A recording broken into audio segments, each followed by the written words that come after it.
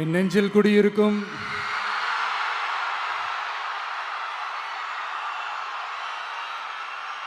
கரூர் சொந்தங்கள், உங்கள் அனைவருக்கும் என்னுடைய வணக்கம்.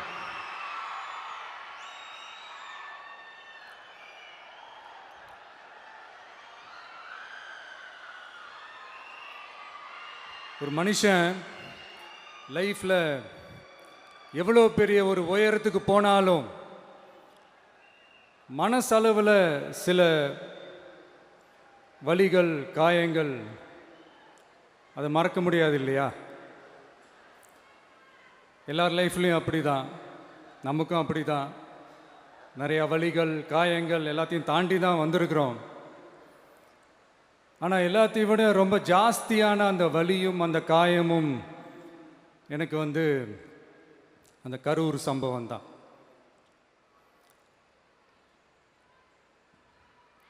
மக்களை சந்திக்கணும், மக்கள் பிரச்சனைகளை எடுத்து பேசணும். அதுக்காக தான் அந்த மக்கள் சந்திப்பு பயணத்தை தொடங்கி திருச்சி, அரியலூர், நாகப்பட்டினம், திருவாரூர், நாமக்கல், கரூர் அப்படின்னு சொல்லிட்டு போயிட்டுருந்தோம். அரியலூரில் அந்த மீட்டிங் முடிச்சுட்டு பெரம்பலூர் போகிறதுக்கு முன்னாடி அந்த பெரம்பலூர் போலீஸ் எங்களை அலர்ட் பண்ணாங்க. சரிங்க, கூட்டம் கொஞ்சம் ஜாஸ்தியாக இருக்குது, லேட் ஆகிடுச்சு, வராதிங்க அப்படின்ட்டு. So we had no choice. Police சொன்னால் நம்ம அதை ஒபே பண்ணி தானே ஆகணும். அதே நேரத்தில் பெரம்பலூர் மக்களோட அந்த சேஃப்டியும் மைண்டில் எடுத்துக்கிட்டு ஒரு மன வலியோடவே திரும்ப போயிட்டோம். அதுக்கப்புறம் பெரம்பலூர் தொகுதி மக்களுக்கு மன்னிப்பும் கேட்டோம். அதே மாதிரி நாமக்கல் அந்த மீட்டிங் முடிச்சுட்டு கரூர் வரும்போது அந்த கரூர் போலீஸ் எங்களை அலர்ட் பண்ணியிருக்கலாம்ல.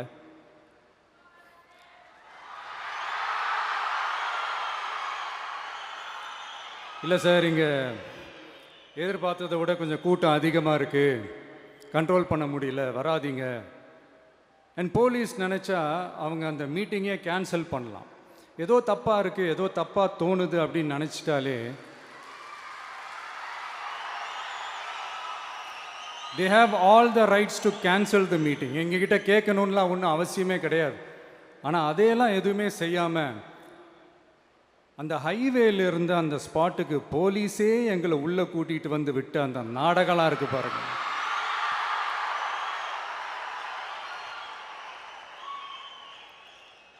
நம்பிட்டேங்க, முழுசாக நம்பிட்டேன். அன்றைக்கி இருந்த அந்த கரூர் போலீஸ் பேசும்போது தேங்க்ஸ்லாம் சொன்னேன் அவங்களுக்கு. எனக்கு தெரியாது இப்படி ஒரு நாடகம் நடக்கும். இதுக்கெல்லாம் யார் காரணம்? இதெல்லாம் யார் சொல்லி செஞ்சது? இப்படி பண்ணுங்க, அப்படி பண்ணுங்க, சப்போஸ் அப்படி நடந்தா இப்படி பண்ணுங்க, சப்போஸ் இப்படி நடந்தா இந்த மாதிரி இன்ஸ்ட்ரக்ஷன்ஸ்லாம் கொடுத்து அந்த ப்ரெஷர் போடுறது யார்?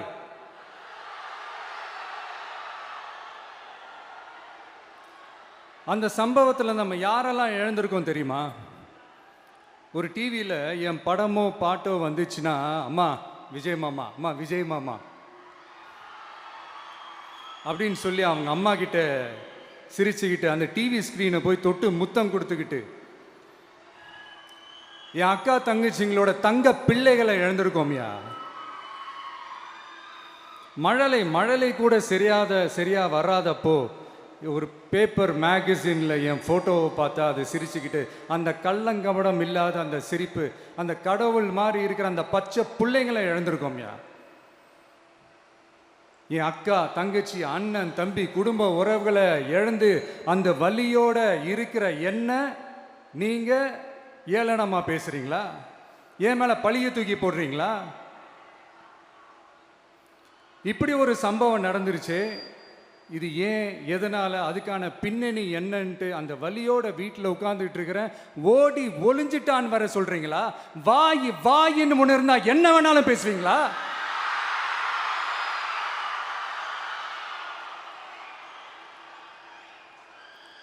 மக்களே, நான் உங்களையே கேட்குறேன். அன்றைக்கி அத்தனை க்ரௌடு இருந்துச்சு, அந்த க்ரௌடுக்கு தகுந்த மாதிரி போலீஸ் பாதுகாப்பு கொடுத்தாங்களா? இந்த இடத்தை எடுத்துக்க சொல்லி நாங்கள் தான் சொன்னோம்னு ஒரு போலீஸ் ஆஃபீஸர் பேட்டி கொடுக்குறாரு. அதுக்கு என்ன அர்த்தம்? இவ்வளோ வலி, இவ்வளோ காயங்கள் கொடுத்துட்டு பழியை தூக்கி நம்ம மேல போட்டுட்டு அதுல ஒரு அரசியல் ஆதாயம் தேடுறீங்களேயா? இதுல வாய் கூசாம சட்டசபையில ஸ்டாலின் சார் நம்ம மேல திருப்பி விட்டு அங்க ஒரு அரசியல் செய்றாரு. அதுக்கு என்ன அர்த்தம்?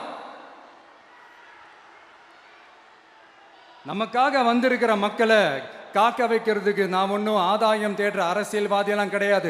மக்களுக்காக அரசியலுக்கு வந்தவன் இந்த விஜய். எனக்காக எல்லாமும் கொடுத்த என் மக்களுக்காக எல்லாத்தையும் விட்டுட்டு மக்களுக்காக மட்டுமே அரசியலுக்கு வந்தவன் இந்த விஜய். அவங்களுக்காக நன்றி கடன் செலுத்துறதுக்காக மட்டுமே அரசியலுக்கு வந்தவன் இந்த விஜய். உங்களுக்கு தான் இந்த விஜயை பத்தி நல்லா தெரியுமே. ஆனா நம்ம எல்லாருக்குமே இத்தனை வலிகள் காயங்கள் கொடுத்தவங்களுக்கு இந்த 2026 தேர்தலில் தக்க பதிலடி கொடுத்துட்டீங்க. ஆனா அது மட்டுமே பத்தாது மக்களே, அது மட்டுமே பத்தாது. காலகாலத்துக்கும் எழுந்திருக்கவே முடியாத அளவுக்கு நிரந்தரமான ஒரு பதிலடியை நீங்க கொடுத்துக்கிட்டே இருக்கணும்.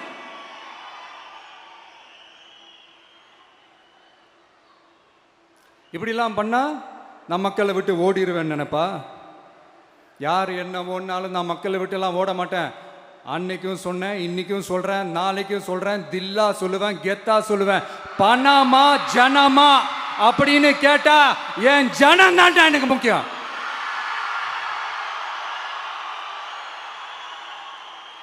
மக்களே, உங்களை விட எனக்கு இந்த காசு பணம் முக்கியமா என்ன? இவ்வளோ குறைகள் நம்ம மேல சொல்றாங்களே, இப்போ நான் சொன்ன மாதிரி அவங்களால ஓப்பனா சொல்ல முடியுமா? அந்த தில்லு இருக்கா, திராணி இருக்கா? ஒரு கிடையாது. ஆனா நம்ம மக்கள் அமைச்சு கொடுத்த நம்ம அரச குறைகள் மட்டும் டிசைனா மாடலா குறைகள் மட்டும் சொல்லுவாங்க. ஒவ்வொரு டிபார்ட்மெண்ட்லயும் அந்த பார்ட்டி ஃபண்ட்,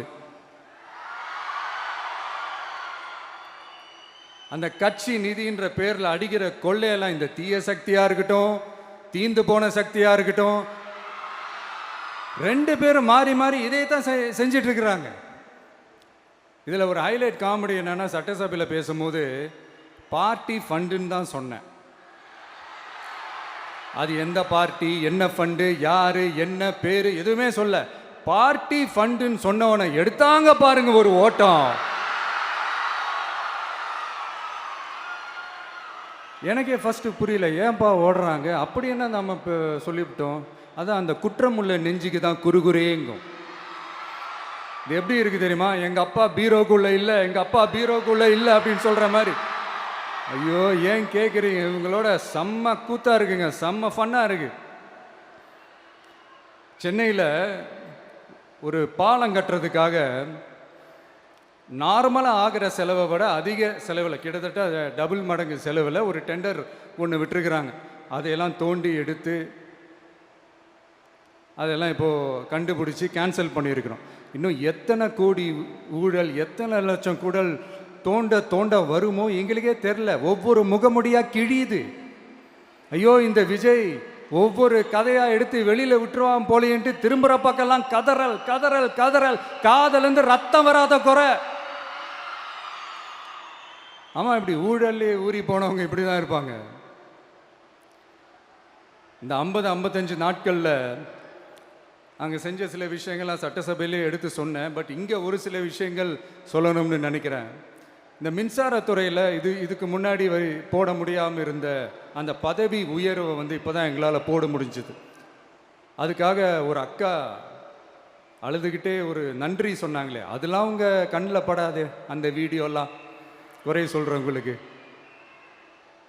அடுத்து லஞ்சம்லாம் ஒழிக்க முடியாது, ஊழல்லாம் ஒழிக்க முடியாது, அதெல்லாம் பிளட்டிலேயே ஊறி போய் இருக்கு அப்படின்னு சொன்னவங்க போய் ஒவ்வொரு கவர்மெண்ட் ஆஃபீஸாக பாருங்க.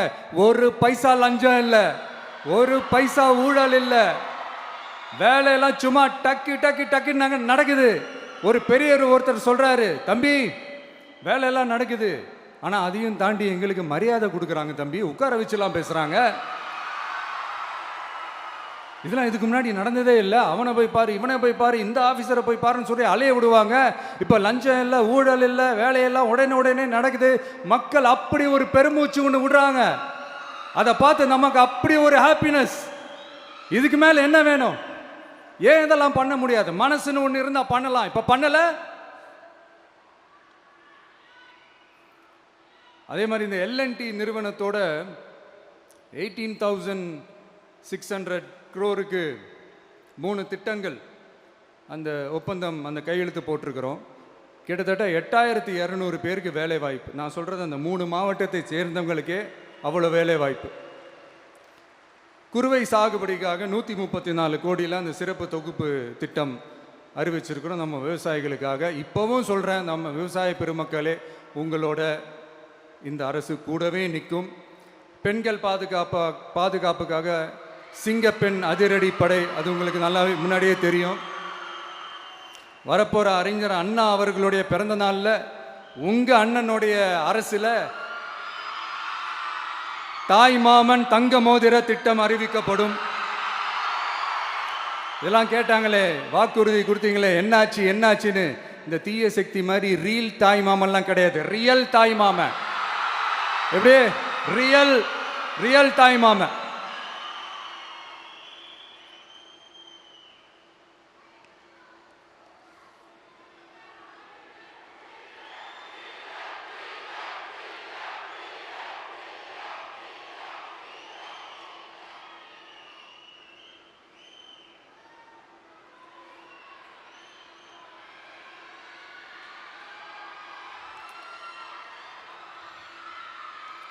இந்த தீய சக்தியை பற்றி, அவங்க நிர்வாகத்தை பற்றி ஒரு வெள்ளை அறிக்கை ஒன்று வெளியிட்டோம்ல, அது ஷார்ட் அண்ட் ஸ்வீட்டாக சொல்லணுன்னா, ஒரு ஓட்ட பாத்திரத்துக்குள்ளே தண்ணி ஊற்றிக்கிட்டே இருந்திருக்கிறாங்க. பாத்திரம் எம்டியாகவே இருந்திருக்கு, ஆனால் ஊற்றின தண்ணி தான் எங்கே போச்சுன்னு தெரில. கடவுளுக்கு தான் வெளிச்சம். அது மாதிரி இப்போ நம்ம சொன்னதெல்லாம் சும்மா ஒரு சாம்பிள் தான். இன்னும் வரப்போகிற நாட்களில் உங்கள் அரசனுடைய அந்த விஸ்வரூபத்தை நீங்கள் பார்ப்பீங்க. அடுத்து வாயத்தொடங்க சிஎம். அடாடா, உங்கள் சிஎம்ஐ நெஞ்சிலேயே குத்திட்டு வந்தீங்க பாருங்க, அதெல்லாம் வேற லெவல். பேசுங்கன்றீங்க, பேசுனா எந்திரிச்சு ஓடிடுறீங்க. இனிமேல் பேச ஆரம்பிக்கிறதுக்கு முன்னாடி என்ன பண்ணணும் அப்படின்னா, ஒரு நண்பர் ஒருத்தர் சொன்னார், மாண்புமிகு பேரவைத் தலைவர் அவர்களே, எல்லா டோரையும் இழுத்து லாக் பண்ணுங்க அப்படின்னு சொல்லிட்டு தான் பேச ஆரம்பிக்கணும் போல் இருக்கு. ஏன்னா பேசிட்டு இருக்கும் போதே எந்திரிச்சு ஓடிடுறாங்க. 5 நிமிஷம் பேசுனதுக்கே குளத்தூரில் கொத்து பரோட்டா போட்டாங்க. இதுக்கு மேலே பேசினா மொத்தமாக முடிஞ்சிடும், பார்த்துக்கங்க. நாம் அரசியல் பேசினா விஜயெல்லாம் அரசியல் பேசலாமா அப்படிங்கிறது. சரிப்பா, நமக்கு எதுக்கு வம்பு, நம்ம பாட்டுக்கு நம்ம வேலையை பார்ப்போம், எதுக்கு அவங்கள பற்றி பேசிக்கிட்டு அப்படின்னு இருந்தால் விஜய்க்கு அரசியலே பேச தெரில அப்படிங்கிறது. இப்படியே மாறி மாறி மேகதாது அணையை பற்றி என்ன தெரியும், விஜய் அதை பற்றி பேசலை. இப்படி நம்ம அரசியலுக்கு வந்ததுலேருந்தே ஒரு கூட்டம் குறை மேலே குறையா சொல்லிக்கிட்டு, பாட்டுக்கு பாட்டு கச்சேரி எங்களுக்கும் பண்ண தெரியும், பண்ணலாமா? இந்த மேகதாது அணை சம்பந்தமான அந்த வழக்கில் தமிழ்நாட்டோட பெட்டிஷனை சுப்ரீம் கோர்ட் எப்போ ரிஜெக்ட் பண்ணுச்சு? அப்போ யார் ஆட்சியில் இருந்தா? ஏன் ஒழுங்காக வாதாடல? நீங்கள் ஒழுங்காக வாதாடி இருந்தீங்கன்னா அதை ரிஜெக்ட் பண்ணியிருக்க மாட்டாங்கல்ல. ஏன் ஸ்டாலின் சார் வேணும்னே விட்டுட்டாரா? ஏன் இப்படிலாம் கேள்வி கேட்கலாமா? இப்படிலாம் கேள்வி கேட்டால் தான் மேகதாது அணையை பற்றி பேசுனதா அர்த்தமா? ஏன் அந்த ஸ்டேட்டு சிஎம் பேசுகிறாரு, நீங்கள் ஏன் பேசலை அப்படின்னா, நம்ம ஸ்டேட்டோட உரிமையை எங்கே நிலைநிறுத்தணுமோ அதுக்காக வேலை பார்க்குறது மட்டும்தான் முக்கியம். சும்மா சவால் விட்டுக்கிட்டு சீண்டிப்பார், நான் யார் தெரியுமா, தொட்டுப்பார், இப்படிலாம் பேசிக்கிட்டு இருந்தால் வேலைக்கு ஆகாது. சும்மா பேசி பேசி பிரச்சனையை வளர்த்துக்கிட்டு யார் மேலே அது பழியை தூக்கி போட்டுட்டு அப்புறம் மக்களை அம்போன்னு தெருவில் விட்டுட்டு இப்படி தான் ஒரு அரசியல் பண்ணணும்னா அந்த அரசியல் நமக்கு தேவையும் இல்லை, அதை நம்ம செய்யவும் போகிறதில்ல. Talk less work more mode தான், அதுதான் நம்ம பாலிசியே. அதனால தான் சட்டசபையில் அந்த அரசினர் தீர்மானம்னு சொல்லி ஒன்று கொண்டு வந்தோம். அது எப்படி டு டேக் இட் ஃபார்வர்ட், எப்படி கொண்டு போகணுமோ அதை சரியாக செய்வோம். சென்ட்ரல் கவர்மெண்ட்லேருந்து அந்த டீலிமிட்டேஷனை திரும்ப கொண்டு வர போகிறதா ஒரு பேச்சு ஒன்று அடிப்படுது. யார் என்ன டீலிமிட்டேஷன் கொண்டு வந்தாலும் தமிழ்நாடு அது ஒத்துக்காது. நமக்கான இடத்த யாரும் பறிக்கவும் முடியாது, அது பறிக்கவும் விட மாட்டோம். இப்படி நாம் இருக்கும்போது இந்த தீய சக்தி திமுக எங்கே போய் நிற்குது, யார் கதவை தட்டிக்கிட்டு நிற்குது, அது உங்களுக்கே நல்லா தெரியும். மக்களே, இந்த தீய சக்தியும் தீந்து போன சக்தியும் வேறலாம் இல்லை, கூட்டு களவாணிங்க. சொல்ல முடியுமா அவங்களால? எங்களுக்குள்ள ஒட்டும் இல்லை, உறவும் இல்லை, அறிவிக்க முடியுமா? நிரூபிக்க முடியுமா? இந்த வரப்போகிற இடைத்தேர்தலில் அதை நிரூபித்து காட்டுங்க, அப்புறமா பேசுங்க. மக்களை, என் மனசை விட்டு கரூர் எப்பவும் நீங்கவே நீங்காது. நமக்கு ஏற்பட்ட வேதனையான சம்பவத்தை, நமக்கு எதிராக நடந்த சதியை, சூழ்ச்சியை இனி வர்ற ஜென்ரேஷனும் அவங்களுக்கு தெரியப்படுத்தணும்ல. அதுக்காகவே இனி ஒரு அரசியல் சதியை, அரசியல் சூழ்ச்சியை யாரும் யோசிக்கவே கூடாதுன்றதுக்காகவே கரூரில் ஒரு நினைவு சின்னத்தை நம்ம டிவிகே சார்பாக அமைக்கப்படும் அப்படின்றத அறிவிக்கிறோம். அப்புறம் கரூர்லேருந்து ஒட்டுமொத்த தமிழ்நாட்டு மக்களுக்கும் சொல்கிறேன், உங்கள் டிவிக்கு அரசு உங்களுக்காகத்தான் உழைக்கும். அடிப்படை வசதிகளை முதல்ல நிறைவேற்றணும். ஒரு பக்கம் நிதி நிலைமையை சரி செஞ்சுக்கிட்டே, இன்னொரு பக்கம் அப்படியே நாம் சொன்னதில் ப்ரையாரிட்டி பார்த்து ஒவ்வொன்றா படிப்படியாக நிறைவேற்ற ட்ரை பண்ணுவோம். இது எப்பவும் உங்களுக்கான அரசாக தான் இருக்கும். இந்த விஜய் உங்கள் விஜயாக தான் இருப்பான். நீங்கள் உரிமையோட உங்கள் கவர்மெண்ட்டை நீங்கள் அணுகலாம். இந்த தீய சக்தி ஆட்சி முடிஞ்சு பொட்டிக்குள்ளே போனதுலேருந்து என்னென்னமோ பண்ணுறாங்க, இது ஏதோ பேசுகிறாங்க, சோஃபாங்கிறாங்க, வாஷிங் மிஷினுங்கிறாங்க. இந்த அரசியல் வியாபாரம் பண்ணுறதுக்கான அந்த வெண்டிங் மெஷினே அவங்க தான். யார்? இந்த திமுக. இதில் நம்மளை பார்த்து வாஷிங் மிஷினுங்கிறாங்க. எலெக்ஷனில் ஓட்டுக்கு காசு கொடுக்குற அந்த கலாச்சாரத்தையே, அந்த கல்ச்சரை அடித்து நொறுக்கி இருக்கிறோம். எலெக்ஷன்லேயே அப்படி வேலை பார்த்த நமக்கு எதுக்கு இந்த குதிரை, கழுதை, ஒட்டக பேரெல்லாம்? மக்களின் பக்கம் அப்படி இருக்கும்போது நமக்கு எதுக்கு இந்த பேரெல்லாம்? இந்த திருட்டு திமுக ஆட்சியை வச்சுக்கிட்டு ஊரடிச்சு ஒலையில போட்டு இந்த கொள்ளையை அடிச்சதுனால தான் உங்க கரூர் கம்பெனி ஓனர் ஒருத்தர்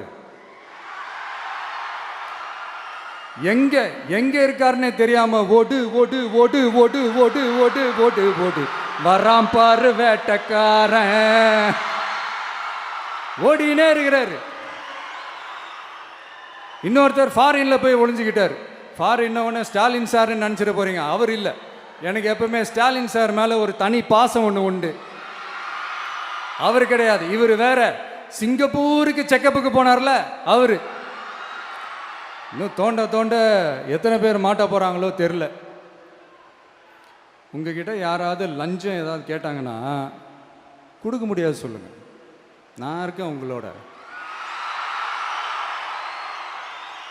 அப்படியே யாராவது ஃபோர்ஸ் பண்ணாங்கன்னா இது எங்க மகன், எங்க புள்ள, எங்க அண்ணன், எங்க தம்பி, எங்க விஜய், எங்க விஜயோட ஆட்சின்னு ஸ்ட்ராங்கா சொல்லுங்க. மக்களை, நீங்க கூட இருக்கும் போது லஞ்ச ஊழல் மட்டும் இல்லை, அதிகாரத்தை வச்சு ஆட்டம் போடுற யாரா இருந்தாலும் அடங்கிடுவாங்க. இந்த கடமை, கண்ணியம், கட்டுப்பாடுன்ட்டு ஒரு காலத்தில் கொள்கையோடு இருந்த கட்சியெல்லாம் இன்னைக்கு எப்படி இருக்கான்னு உங்களுக்கே தெரியும். அதாவது இந்த டிவிகே கட்சியோட தலைவரை எதிர்க்கிறதுல ஒரு நியாயம் இருக்கு. ஏன்னா உங்க பொழப்பில் மண்ணள்ளி போட்டான். என்ன, இந்த ஊழல் லஞ்சம்லாம் பண்ண மாட்டேன்னு சொல்லி உங்கள் அரசியலே ஒரு தெருமுனைக்கு கொண்டாந்து விட்டான். மக்கள் வேற அவனை தான் நம்புகிறாங்க. ஸோ இந்த விஜயை எதிர்க்கிறதுல ஒரு அரசியல் நியாயம் இருக்குது, அதை புரிஞ்சிக்கலாம். ஆனால் இன்னைக்கு இந்த விஜயை மக்கள் ஓட்டு போட்டு ஜெயிக்க வச்சு ஒரு தீர்ப்பை கொடுத்து மக்களுக்காக வேலை செய்யறதுக்காக முதலமைச்சராக உட்கார வச்சிருக்கிறாங்க. என்னமோ இன்னமும் நீங்கள் தான் ஆட்சியில் இருக்கிற மாதிரி விஜய் கரூருக்கெல்லாம் போகக்கூடாது, விஜய் இங்கே போகக்கூடாது, அது செய்யக்கூடாது, இது செய்யக்கூடாதுன்னு எனக்கு புரியலையே. ஆட்சியில் இருக்கும் போது தான் இவ்வளோ கட்டுப்பாடெல்லாம் போட்டிங்க, எஸ்ஓபிஸ்லாம் போட்டிங்க, ஸ்டாலின் சார் ஆப்ரேட்டிங் ப்ரொசீஜர்லாம் போட்டிங்க. இப்போவும் அதே பண்ணிட்டு இருந்தீங்கன்னா என்ன சார் நியாயம்? இல்லை, நான் தெரியாமல் தான் கேட்குறேன். இன்னும் கனவுலையே இருக்கிறீங்களா? முதல்ல முழிச்சு வாங்க, ரியாலிட்டிக்கு வாங்க. உங்கள் ஆட்சியெல்லாம் வீட்டுக்கு போய் டிவிக்கேன்னு ஒரு ஆட்சி வந்து ரொம்ப நாள் ஆச்சு. ஒழுங்கா படி என்று சுப்ரீம் கோர்ட் ஓங்கி மண்டேலியே நறுக்கு நறுக்கு நறுக்கு என்று செம்மட்டியாலே அடிச்சும் இந்த திமுக முழிச்சிக்கல அப்படின்னா அப்போ கொஞ்சம் கஷ்டம்தான். வெற்றி தோல்வியெல்லாம் அரசியலில் சகஜம் சார். அதுக்காகலாம் வெறி பிடிச்சி இந்த பதவி வெறி பிடிச்செல்லாம் அலைய தேவையில்லை. நல்ல விதமாகவே சொல்கிறேன், நியாயமான அரசியல் பண்ணுங்க. ஓ, அதுதான் உங்களுக்கு தெரியாதுல்ல. இந்த தீய சக்தி திருத்தவும் முடியாது, அவங்களா திருந்துவாங்கன்னு பார்த்தா அதுவும் நடக்க போகிறதில்ல. அதனால் வரப்போகிற இடைத்தேர்தலில் மக்களே இந்த தீய சக்தி திமுகவை நல்லா வெச்சு வெளுத்து விடுங்க. கான்ஃபிடண்டா இருங்க மக்களே, நல்லதே நடக்கும், வெற்றி நிச்சயம். மீண்டும் சந்திக்கும் வரை நன்றி, வணக்கம்.